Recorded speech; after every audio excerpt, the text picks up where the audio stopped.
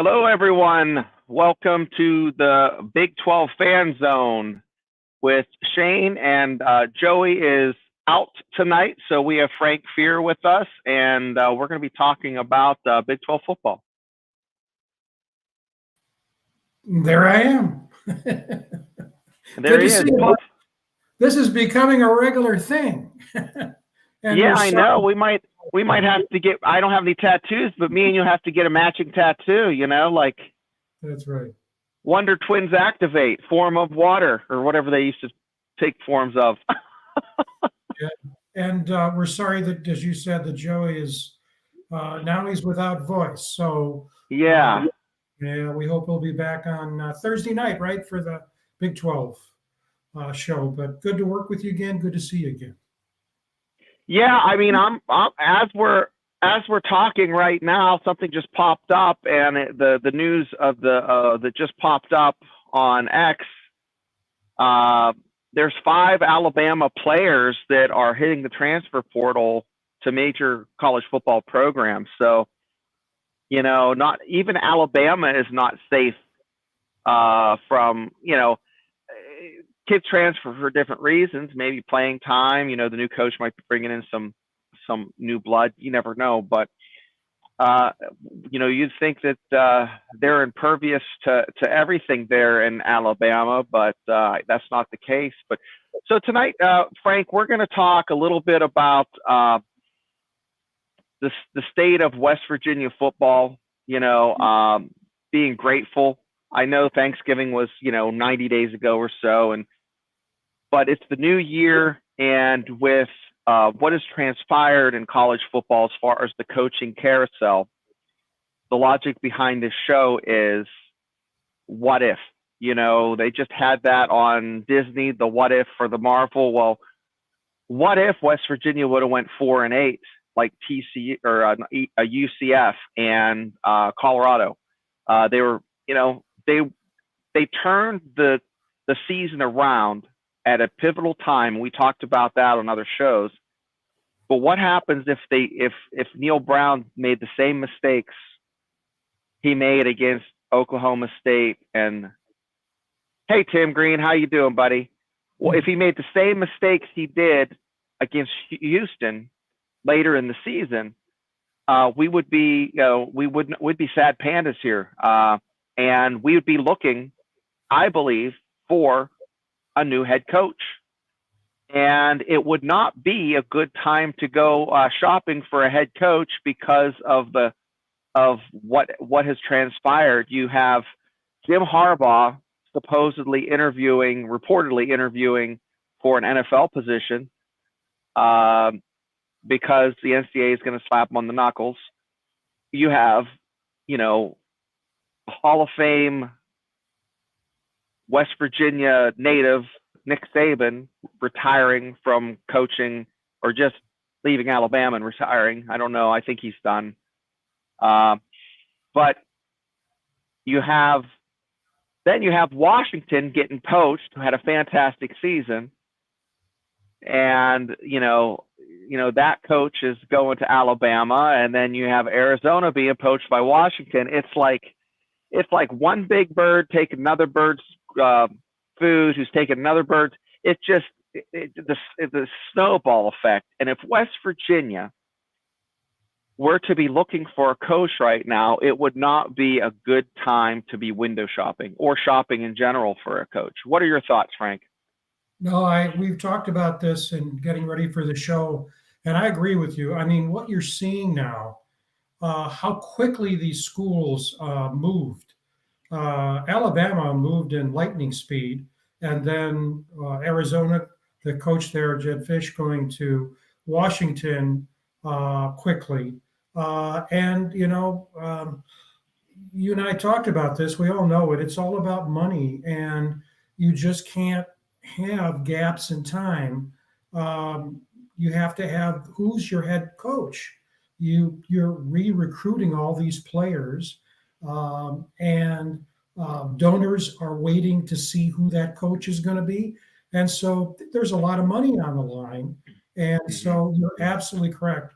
Had WVU had to go on the market after this year, it would have been very difficult, very, very difficult to get a high profile coach because of the money it would take. Remember, West Virginia is facing an institutional deficit. And John Antonic, we're going to have him on the show Wednesday night, told me today, and I'd forgotten, is that Arizona is facing a much more serious deficit than West Virginia. And I'm sure that played into why their head coach left, at least one reason. And so, yeah, you're right on target. Yeah, I mean, you're talking about, I'm going to go through the coaching carousel just with what I have here, Jonathan Smith, what are your thoughts there? I mean, from Oregon State to, your stomping grounds. Yeah, I mean, my own opinion on this is that, and everything's a matter of context. And what that means is you can't look at any one decision solo. You have to look at a set of decisions. And anybody who has been watching college football knows that Michigan State has had a number of body blows over the last 5 or 6 years, going back to Nassar and the crisis there and the sexual assaults, etc. But also a very bad situation with Mel Tucker, who eventually was let go. And I'm a believer that schools need to ask a question. When things were going well for us, who did we have on board? And the answer to that at Michigan State most recently is Mark D'Antonio, who was just elected last week in the College Hall of Fame, who played, by the way, for Jim Carlin at South Carolina. And Jim Carlin was head coach at West Virginia. Yep. Left to go to South Carolina. I think that's exactly what they did. Who out there is successful who has a Mark D'Antonio profile? And if they had asked me, which they didn't, I would have said the same thing, Smith at Oregon State, because he's won at a school, he's winning at a school, or he did win at a school that has a difficult time competing with Washington, Oregon, et cetera, and he was able to be successful.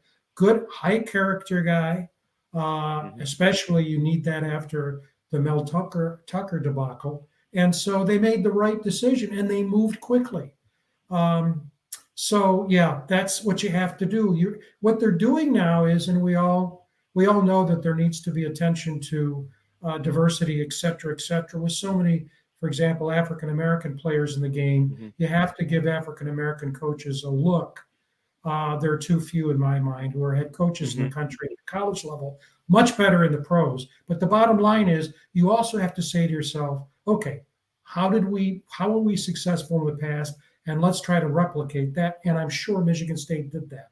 I think Smith's going to be successful, not going to be easy, but he's the right person. Another name, I know this is the West Virginia fan zone, but this all has to do with, the temperature barometer, whatever you want to call it, the atmosphere of college football and what we have to be thankful for. Even Boise State, I think Andy Alvos was the coach's name, and they have an interim coach, and he led them to, I think, the Mountain West Championship game. I think they beat UNLV. But even Boise State, who they're not a blue blood, but they've kind of pushed their way since 2007. That Thatcher Liberty play where they beat Oklahoma in the Fiesta Bowl. That since then they've become a household name, and they always had fantastic coaches, and those coaches left for TCU, for wherever they went. Dana Holgerson lost his job, and Willie Fritz was hired from Tulane. And other than Houston being in the Big 12, Tulane to Houston would have been a lateral move, other than the Houston now has the revenue stream from the Big 12, which is a lot more than what he has at Tulane. I think that is A+ hire. Willie Fritz would have been a good name for West Virginia if we were in the market for a coach, but we're not. And, Brady Hoke retired. So, San Diego State reached out and they got Colorado's offensive coordinator, Sean Lewis, and he was on that Prime Video channel with Deion Sanders. He was on that special. Mike Elko, left Duke, and Manny Diaz, Penn State's, I think it was the defensive coordinator, came in. Here's a name that's from my area. I'm from Indiana County, PA. Kurt Signetti. Sure. His dad coached at. Kurt was, I think, West Virginia coach or West Virginia quarterback, wasn't he? In '79. I don't know. I might be getting the date wrong, but his dad coached at West Virginia. Coached at IUP. Had great success there. Kurt Signetti came from James Madison. They were just rolling people up there, and he's at the University of Indiana, a Big Ten school. I'm just going through a few. Trent Bray, I think, took over for Jonathan Smith. Jonathan Smith had a fantastic year. I had a pick'em show where we would pick 10 games for each. In 20 minutes, I'd talk about 10 games. I thought it'd be entertaining. And every week in, week out, Oregon State was one of the games I said, you got to watch these guys. They're fantastic. Trent Bray, Oregon State's defensive coordinator, got picked up to follow in Jonathan Smith's footsteps. Dino Babbers at Syracuse was let go. They got Fran Brown from Georgia. I think it was D-back coach. And on, and on. And we'll go to, Jimbo Fisher, Mike Elko from Duke, moved over to Texas A&M.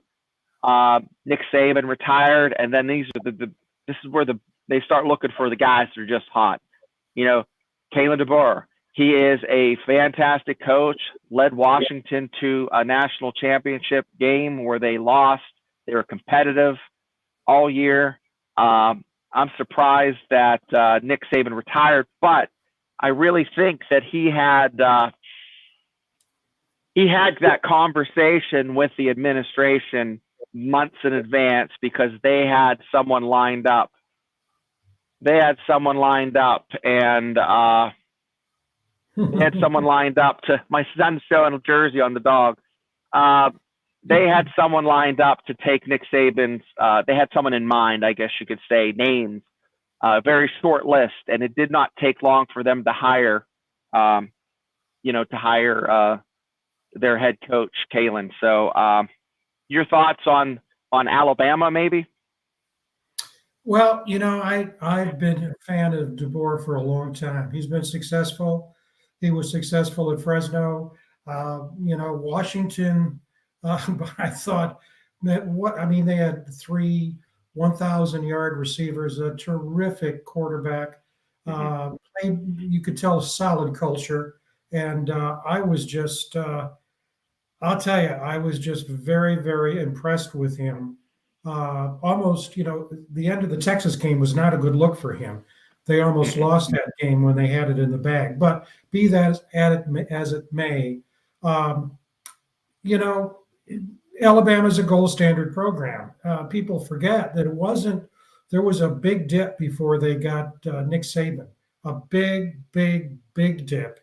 And Saban did not win immediately. It took him a while. No, it didn't. He didn't. Much, but, they lost to Northern Illinois at Alabama early in his career. Northern Illinois went into Alabama and beat Alabama there. So,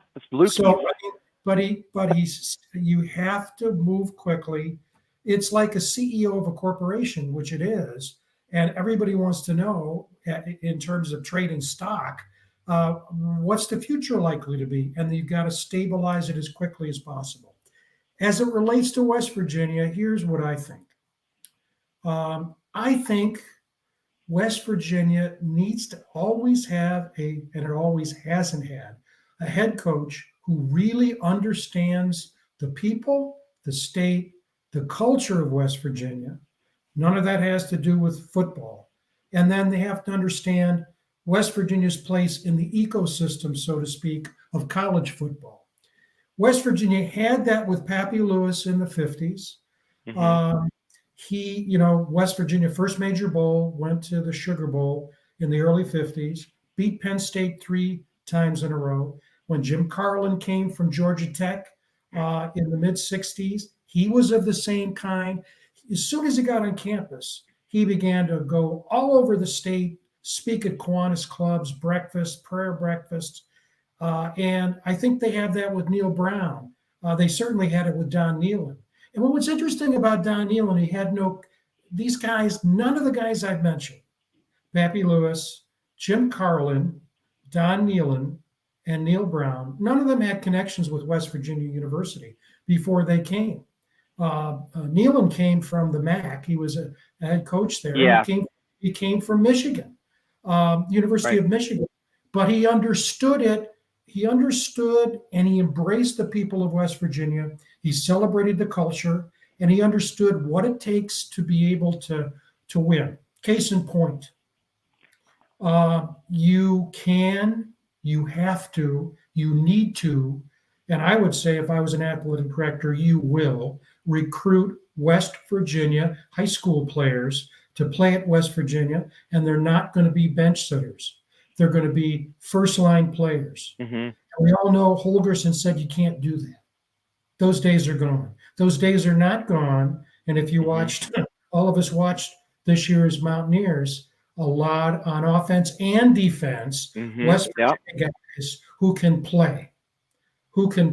And so that's what I think is really important. And, one of the things that we were talking about today with John Antonik, who is senior director of athletic content at WVU, and you can hear his interview on our show, Mountaineer Locker Room, on Wednesday. It's this understanding of the state and the ability to be able to be successful with that knowledge. And I think Neil Brown didn't have that at the beginning at a high level, but he's grown into it in just I think a significant way, and I'm very pleased. And the key Kelly. is, you got, as an athletic director, you're the person who is making the recommendation. So at any rate, that's my thought. I think Neil Brown, being from Kentucky, of all the coaches, maybe other than Rich Rod, understands, the culture. And I think Don Nehlen was bright enough to pick it up and understand the culture, even though he was not from the area. Don Nehlen embraced it. He knew he had to, he could reach out to a few of these key players. He had to get the marquee players in the state. There's only a handful, and some years there's one or two. But he made a good attempt to get Randy Moss. But he got guys. It's almost like he did a circle around Morgantown, and he's like, oh, West Mifflin is as far as Jane Lou from Morgantown, etc. And just drew a big circle, went to Maryland, and then he had another perimeter. He recruited New Jersey a lot, and then that's something Dana Holgerson I don't think did as much. And he was one of the first coaches to have a pipeline in some of the more rural areas of Florida, not just the big areas. He had a footprint there, and boy, Don Nehlen's Rolodex was pretty thick with contacts over those years, and I think that was one of the keys to success, and then developing players. But the one coach that I want to talk about is Jedd Fisch at Arizona. And I think he would have been flirting. He might not have took us on a date, okay, but he might have returned our calls if West Virginia was looking for, a coach. I would hope he would have been on that list. would you go from Arizona to WVU? Arizona was having a little bit of financial issues, but I think West Virginia is a little bit better spot than what Arizona is. I don't know if you could entice him. I just don't know of any other names. I anybody stand out to you as being if we had we're thankful now. If we were in a position where we were 4-8 and we are looking for a coach, would you have? What would your list look like? Yeah, actually, I've thought about that question because when we all miss Wolfman, but that was a question that Wolf posed, and I did some research on that and made a list of coaches, and Smith was on that list, Fish was on that list, Willie Fritz. Yeah, those are the guys. And what I did was, Shane, I don't have the information in front of me. I not only looked at the circumstances at their school, but I got financial information about how much they were. Oh, yeah, how much they were making and what their buyout was, because I think you got to look at it from an economics point of view. Oh, absolutely. That goes in with the price tag. It's like operating cost. A Ford F-150 might be the same as something else, but it costs a lot more to run because of the petrol. And you got to look at everything. I'm glad you brought that up because people like us and the fans, we're fans too. We have opinions, and that's fine. But when you ask a question like that, like you just asked, you got to think like an athletic director. And an athletic director is going to have to think in terms of the dollars and cents. How much of a buyout am I going to pay? Is the incoming coach going to split that with me? How much is he making there? How much am I going to offer? And that's why in many cases you see, look at our athletic director coming from Texas, North Texas, and coming to West Virginia. That's an upgrade. And so you often see coaches moving in that direction. And then on the other hand, look at our coaches that left West Virginia to go to University of Michigan, both in basketball and football. That's an upgrade too in terms of salary. But the thing about Arizona, and the reason that Fish was on the list, is that Arizona has a much better reputation in basketball than it does in football. And Oregon State has, from time to time they've been successful, but they're not a brand name in athletics. And I think the coaches were potentially grabbable. Oregon State especially, because they're not the stamped, even though they're the state school, Oregon still drives the bus, where West Virginia, for the entire majority of the entire state, is the school. I want to ask you one more question, Frank. Culture. You talk about the money. You talk about, will they come here and, what the buyout is. But the other thing, and this is the peanut allergy. If you're baking a cake and, you have to cook for a lot of people, you got to take into account, are they used to, recruiting in an area that the schools are very far apart? There's not a huge population to pull from. But if you do have a star, the alumni and the fans expect you to at least have that kid on your list. West Virginia should be on the list of schools. And I think about, the name slips me, but he played for North Carolina. Swartz, number 10, played for North Carolina from West Virginia. About 8 years ago, he was a 4-star recruit, but he wasn't even in the conversation. West Virginia wasn't even on his list, but North Carolina snatched him up and he played a little bit in the NFL, but it'll come to me as soon as the show's over. But I don't know.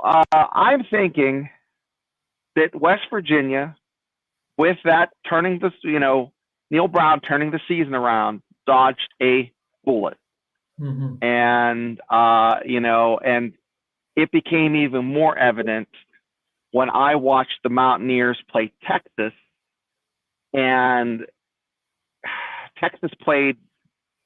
They both played pretty bad in the first half, but I love seeing West Virginia pull it out and win. They needed a win. They sniffed a few times victory on over Ohio State. They were close for a little while, but I think Josh got the bum end of the stick by inheriting a program in June. They were getting ready to travel in July, and they only had 6 kids on the roster. They couldn't do that to play overseas. Where a year prior, Texas was in a similar situation where they had an interim head coach. It was a little bit more successful, and it seems like they're still having some growing pains. But you just become so not spoiled, but just desensitized to victory. You're so used to winning at a high level and winning these top 25 games that when you go without for a while, it's like that, Eddie Murphy, Ritz Cracker, this guy's starving. This is the best Ritz Cracker I've ever had. And that's the way that Texas win felt to me. It's like, boy, this is the best Ritz Cracker I've ever had. But anyways, Frank, what do you think? You think you think the Mountaineers are in for right now it's 2024. When we turn the corner of the decade on 2025, do you think the basketball and football programs are going to be pointing in the right direction? Well, I'll go back to what our good friend Timothy said here in terms of we're lucky to get Ren Baker, and I've been impressed. I did not know him. Yeah. I knew him by name when he was at North Texas, and he did a good job there. I mean, moved them up in conference standing, etc. But, he's going to have a major decision to make with respect to the next basketball coach. Probably, I'm not going to go so far as to say a generational decision, but a decision that probably will extend beyond the person he hires. That really going to be a critical decision. And Kelly had a good question up here in terms of Arizona, because I think Arizona is an analog to West Virginia. Joey and I were talking about this a couple of days ago, and that is that we all know Arizona really did a great job this year. Boy, did they dispatch Oklahoma in the bowl game. I think they were 10-3. They went 10-3. But if you look at since 2019, Arizona's 10-31, and Fish's first year he won 1 game. That's because the program was in the tank. So toilet. Now you look at West Virginia, and you look at where we are. Have we turned the corner? I think next year is going to be a very important year because we've had close to 500, a little bit below, a little bit above. A bowl win against Army, a bowl loss to Minnesota, and now a big bowl win. You really have to not only turn the corner, but you have to start climbing from there. And you and I, and this is people have seen this before with respect to the question that Kelly raised.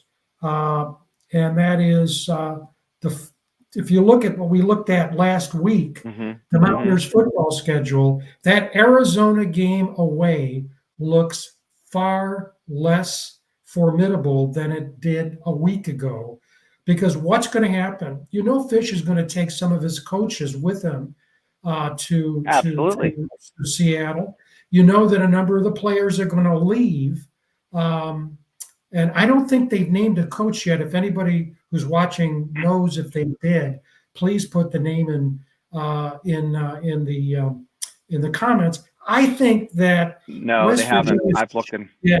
Okay, great. I think that West Virginia is going to have a better chance now, because remember that the list we looked at last week of those teams that the projections had that's last year. I'm sorry, way too early rankings put up the wrong visual. I'm sorry for that. You can see Arizona was picked by many of the early sources there as a top 10 team. ESPN, Sports Illustrated, Action Network, CBS Sports, Pro Football Focus, all had Arizona as a top 10 team.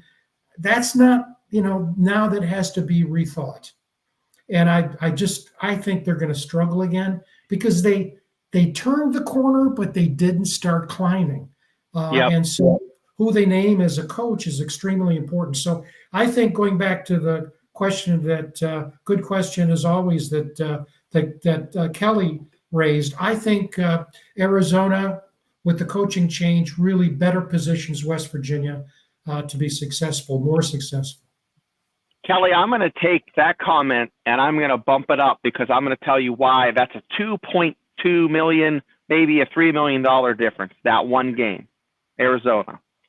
Because if you look at, I have it pulled up right here, the Cheez-It Bowl, which is an ACC versus Big 12, okay? In 2022, they paid out $6 million for that bowl, okay? If you go to the Alamo Bowl, or the Duke's Mayo Bowl, okay, you're talking the Duke's Mayo Bowl is $4.7 million, ACC versus Big Ten that year. But the Alamo Bowl is $8.5 million. So you're talking a $2 million difference depending on if you have that one win. If you're an 11-win program or a 10-win program, that is a huge amount of money for the program. And, that's nothing to sneeze at. $2.5 million. And that was from 2 years ago. I'm sure it's a lot more now, but that you're so right. Just from us talking last week, that was probably a 70-30. I would have picked West Virginia to lose that one. Now I'm thinking it's 70-30. West Virginia is going to pull that one out. So that changes a lot. That changes the landscape of the Big 12. And I know this is the Mountaineer fan zone, and we probably should be talking about that on the Big 12 show, but the Mountaineers right now look fantastic going into next year. Talk to some Penn State fans. They're not as sure of themselves traveling into Morgantown. First game of the season. The fans are going to be nattied up. It's probably going to be a later game, so people are going to be starting in the blue lot a little bit early. I'm picking the Mountaineers to pull out an upset now, and I'm thinking they're in for, they're not going to be undefeated, okay? I'm not drinking that Kool-Aid. But if the Mountaineers beat Penn State and have one or two losses, man, that's going to make for a really wonderful holiday. Mm-hmm. I'm going to repeat something that we talked about last week on the Mountaineer locker room. And I repeat it for a purpose. I hope that other people will repeat it and repeat it and repeat it. Because WVU is in a situation throughout its 111-year history in football and 116-year, I think it is, in basketball. We've had few and far between.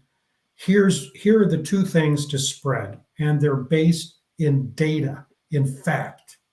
In the new Big Ten, the new Big 12, the 16-team Big 12, the largest fan base is West Virginia University.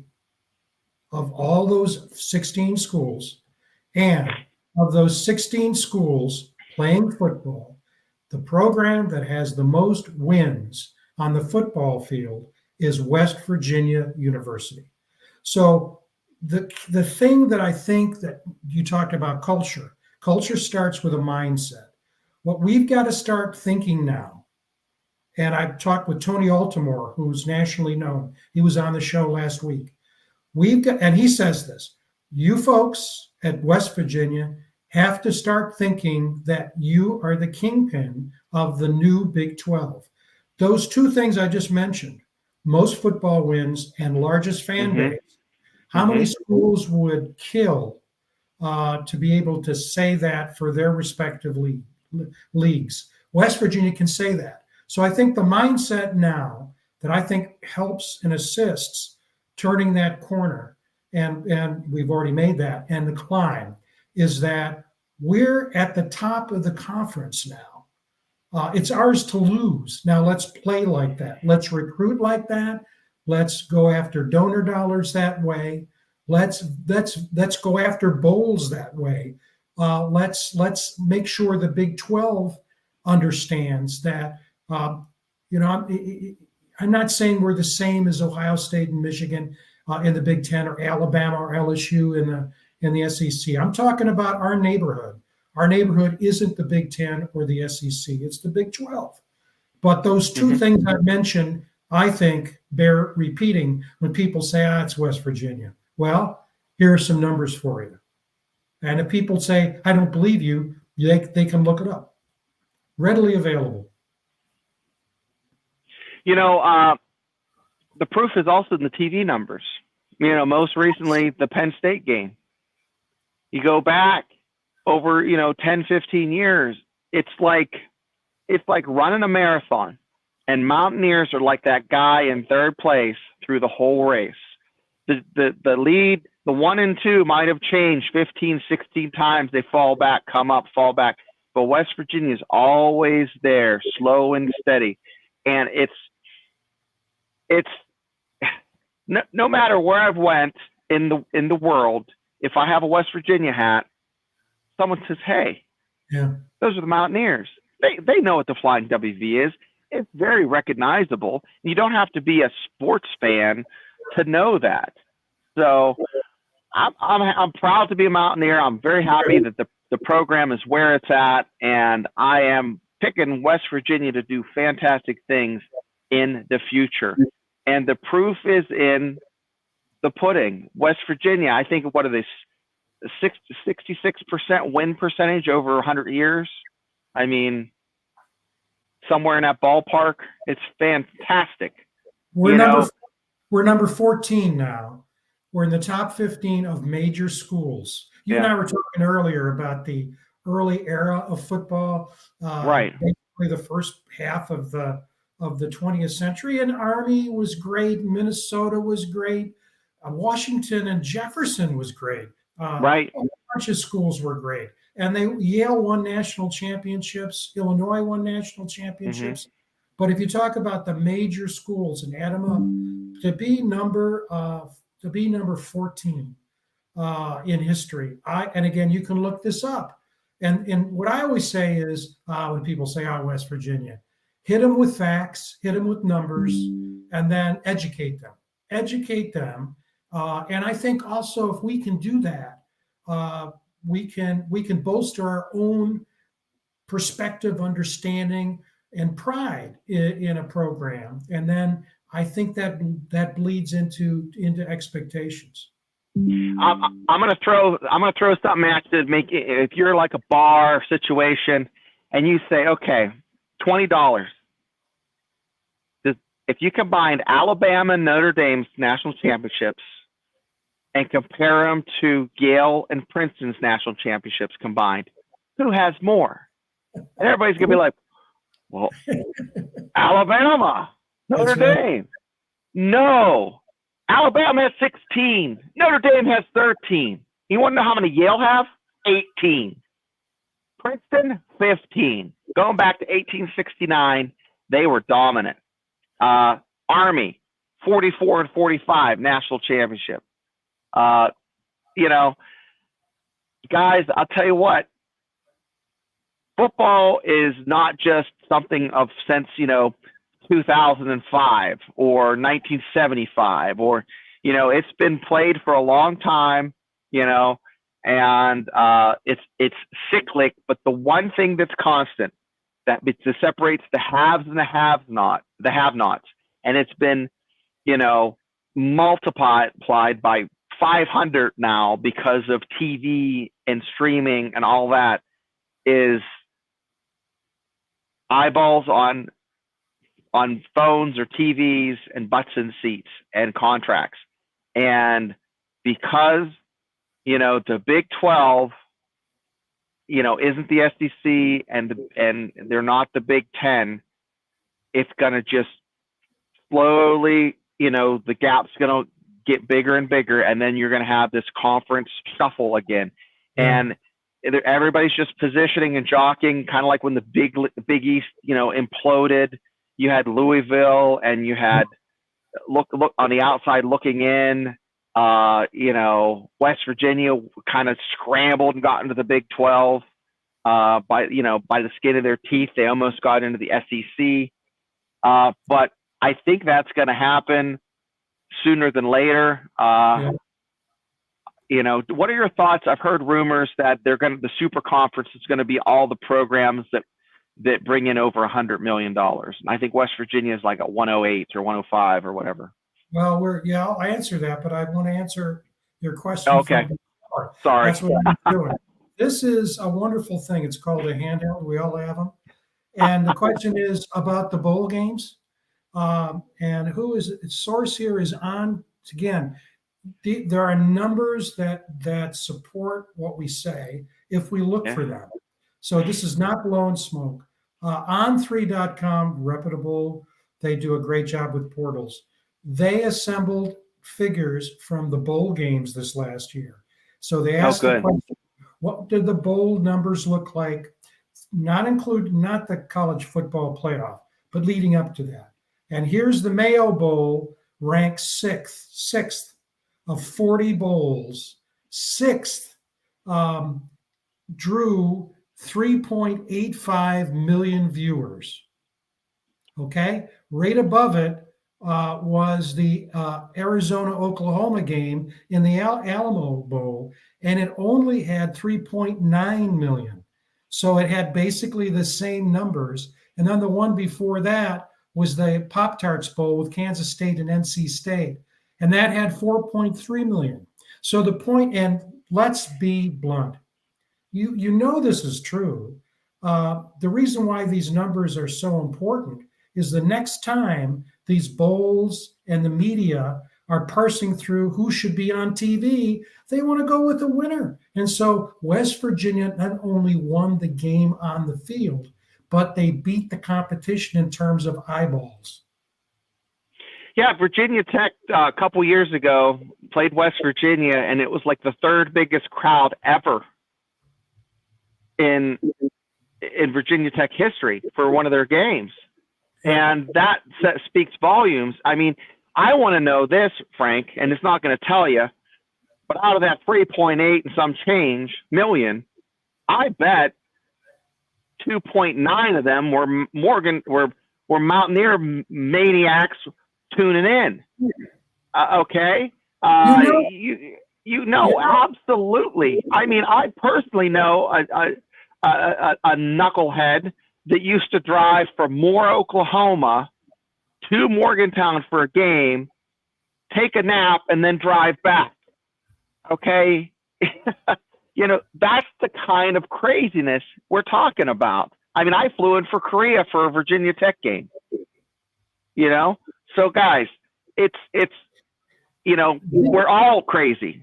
All Mountaineers are. And they're crazy about their football. They're crazy about their basketball. And I also want to mention, we never talk about it, but the girls basketball program, they lost 2 straight, but they're still killing it. They're 14-2. They lost to Iowa State, ranked Iowa State, and they lost to Texas. So once again, Ren Baker did a fantastic job hiring their head coach, and hats off to him. But I keep interjecting. I'll let you answer the questions. If you forgot, I forgot too. Well, what we're really talking about is, hey, we all know this is a business. Mm-hmm. College sports is a business. So in the coaches poll, we finished the year 25th. We have the largest fan base. We said that. We've number 14 in terms of number of wins, right? We're in the top 10 in terms of eyeballs on a bowl game. The Country Roads Trust is considered a top 15, they call a collective, a top 15 nil collective, which means money that comes in and goes directly to the players. Now we're talking about West Virginia competing against schools that are a lot bigger. we're talking about West Virginia competing against schools in the Big Ten and the SEC. And on a lot of those metrics, which are measurable and you can give a source, West Virginia is killing it. West Virginia is killing it. And so I think the next, and you're right on women's basketball, they're playing as we speak. So are the men. Mm-hmm.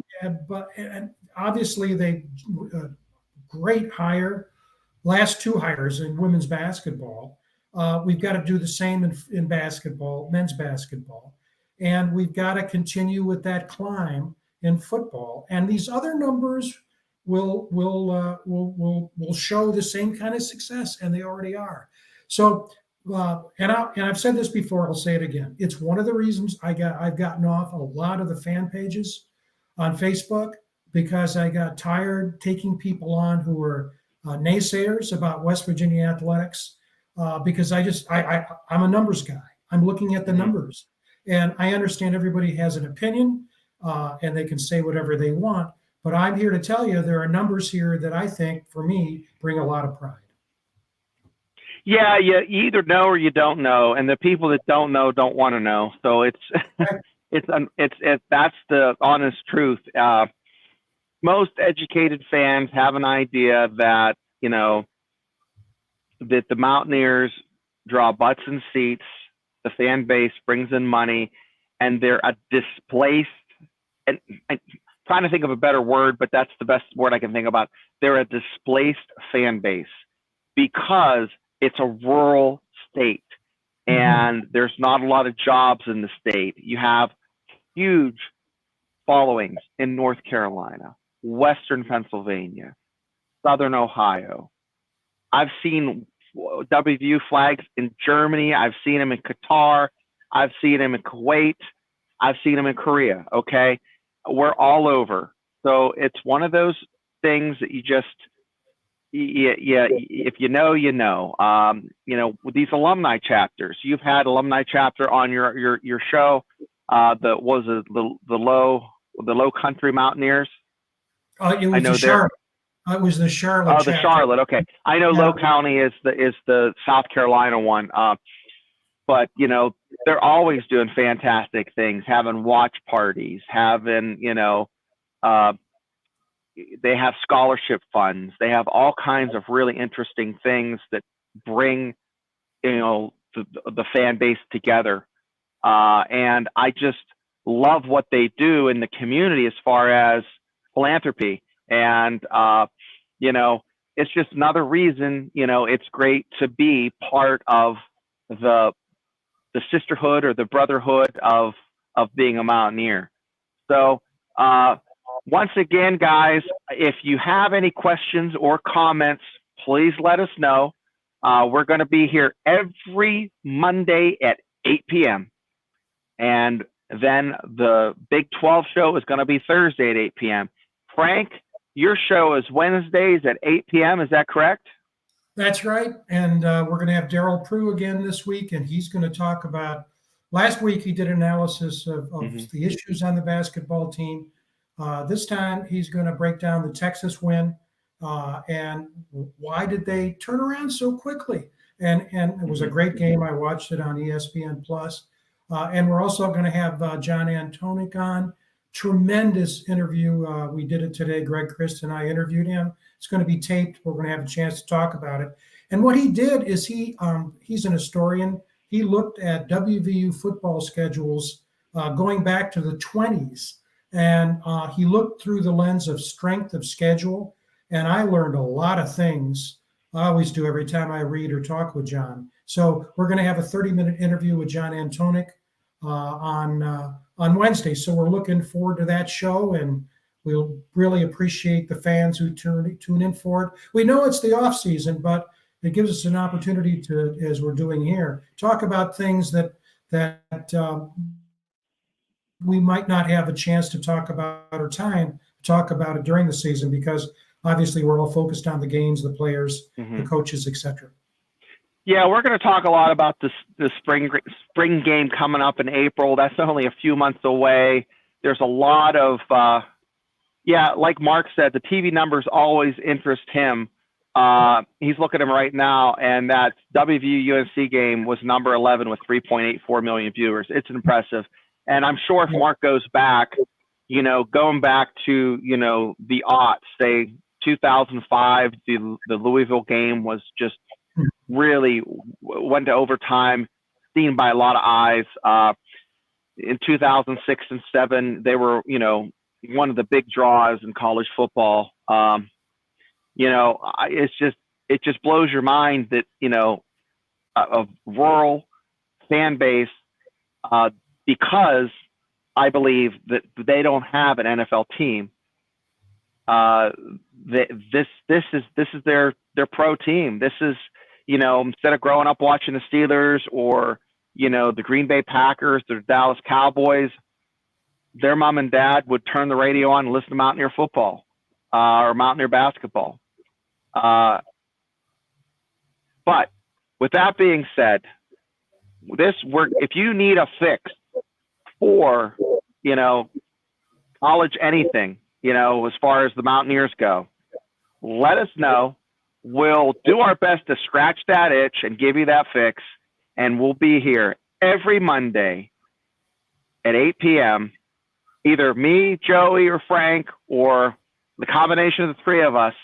We'll be here to help you out and to hold your hand through the off season, because I know it's a hard time to be a sports fan.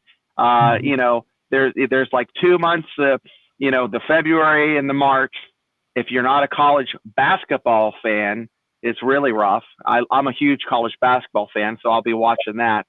And then, you have the summer, just ticking down. I remember when I'm going to buy season tickets this year. I had them for 10 years and then stopped when my kids, got a little older. My kid still playing, JV ball next year, and I'll probably give some of those tickets away, but it's still nice to be part of that community. And I want to tell you this, and I forgot to mention this our last show. One of the years I was deployed, I had season tickets. A lot of the years I was deployed, I had season tickets. I called up the ticket office, and I was really bummed out. I said, guys, I can't catch any of these games. They sent me a DVD in the mail. It literally got to me 3 days after the game. It would be a Tuesday. I'd pop that thing in, and I don't know of another school that would have done that for a fan. And I remember passing that video over to other Mountaineers, that I knew. And, I just ran into one of those old videos from that 05 season. So guys, with that, I want to thank you for joining us and sharing your love of college sports and all things Mountaineer sports on the Mountaineer Fan Zone with Joey and Shane. Frank, do you have any final closing thoughts? Well, always good working with you. I want to put a shout out to Mark. This network is a blessing. It provides a tremendous range of opportunities for people like us to be able to be on air, but also all of us watching and learning. It's highly educative. I mean, the range of people that Mark has assembled as hosts, the range of schools involved, it's really terrific. And I know a lot of us spend a lot of time watching, but that's because we love the sport and we love the banter, and we're learning all the time. But if it weren't for Mark, we wouldn't have this opportunity. So thank you, Mark. Well, it's been a really interesting Monday night. There's NFL football going on. There's college basketball going on. The Mountaineer women are playing. The 17th, West Virginia plays Oklahoma in basketball. They just beat a ranked Texas team to give Texas a farewell gift as they ease off into the SEC. I think they think it's going to be greener pastures, but I think it's going to be tough sledding, and I think their programs are going to suffer much like Nebraska's did. And I'm not wishing them any ill will or anything like that. That's my observation and what I'm thinking. I missed that comment from Kelly. Well, it's Go what back. what you're talking Oh about. yeah. Okay. Yeah. Thanks, Kelly. I appreciate it. Kelly and Tim and Coos. Hey, Coos' Corner. You want to give him a shout out? He has a station, Coos' Corner, and I guess Coos is a Bills fan. Good stuff. Yes. So the Bills won. I grew up in Batavia, New York, as a Bills fan, so I know everything about Western New York. And this is a tidbit because of that snow. I went on that absolutely. He grew up in Orchard Park. Know exactly where the house was. I went on today to see what tickets were selling on the secondary market at Highmark Stadium, and what do you think tickets were going for? You could get into a playoff game tonight, for what price? Do you think? $60. $15. Oh, that's crazy. That's the snow. If you could get there, is one thing, but people were jumping for tickets. And so I couldn't believe it. There wasn't just one or two at 15. I even found a few at 13. They were up in the upper deck, and they were all over the place because, I was rescued once when I was in high school living in Western New York, because these blizzards come in at the beginning of winter, at the end of winter. So the worst are November, December, early January, and then late March, early May, mid-May. And they come in and, they dump. Oh my God, it's just unbelievable. And so people can't get around. And so that's why they were so cheap. But the Bills, like the Lions, I still live in Michigan. That would be an incredible Super Bowl. The Detroit Lions versus the Buffalo Bills, because you have two passionate fan bases, never having won the big one, knowing that one of them will, and it would just be fantastic. So hey, I picked the Bills every year to win the Super Bowl. Those 4 years they lost. You have like a little, you win like a basket or something in school, like, hey, this is a basket and it has pencils or whatever. Every year I would just be bummed, especially that year the Giants beat them. But hey, guys, once again, it's always great, fun to talk with you and to be part of this. And, tune in Wednesday to Frank's show, Locker Room. I'll tell you what,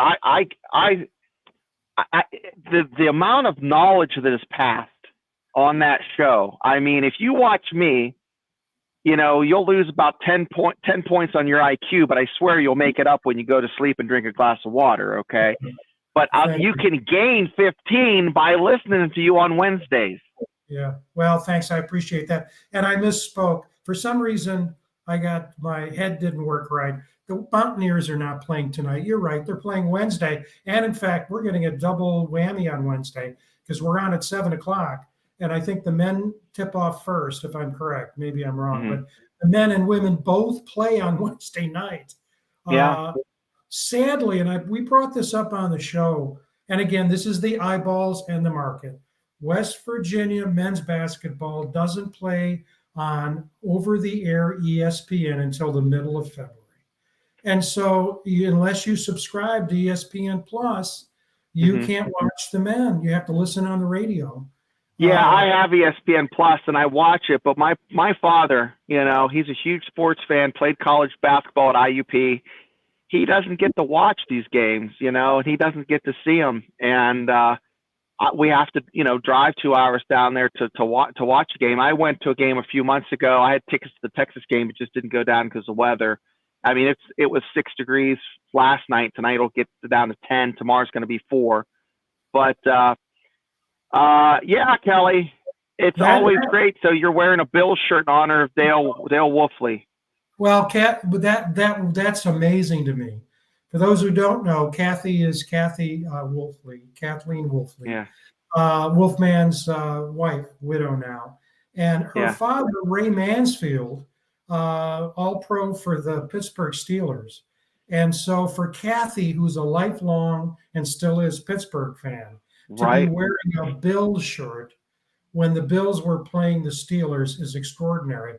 And as Kelly's saying, that's to honor Dale, because Dale Yeah. grew up probably about 2.5 miles from the stadium in Orchard Park, New York. Mm-hmm. If you ever have a chance, I know we're going along. If you ever have a chance, fans, go on YouTube, and there is a series on there of the three Wolfley brothers. Mm-hmm. They have about 4 or 5 programs on YouTube where they talk about growing up. Uh, One brother went to Syracuse after Orchard Park High School. Ron, that's Craig. Ron came to West Virginia, and then Wolfman followed his brother. But it is an amazing conversation. And right now, I don't know how many people know this. Craig is a broadcaster for the Pittsburgh Yep. Steelers. A lot of people know that. But Ron Yeah, is his voice is recognizable throughout Pittsburgh. Yeah, and Ron is the broadcaster for the Arizona Cardinals. And so all three of those brothers distinguish themselves. But what Kelly is saying there is extraordinary because Kathleen Mansfield, Wolfley, her father played All-Pro, was an All-Pro, played, I think he was a center, right? I think Ray Mansfield was a center. But anyway, Well, out of those brothers, there's not one of them that didn't have the gift of gab. I'll tell you, they can all those boys talk. Yeah. And Timothy's right about this. I have ESPN Plus. I watched Mountaineer baseball on ESPN. Oh yeah, Plus, and it's great. But the point is, for people who have the money to be able to get it, and what you have a lot of people who can't afford the extra subscription. That's what I'm concerned about. But if West Virginia pulls off a few more upsets, like they did against Texas, they'll be back on mainline ESPN. Yeah, I miss them being on Big Monday and just being on regular ESPN. So, guys, once again, I want to thank you for tuning in, and we'll be here. And I promise I won't be wearing any more flannel. It's just so damn cold here in Western Pennsylvania. For Frank, I'm Shane. You're watching Mountaineer Fan Zone, and see you later.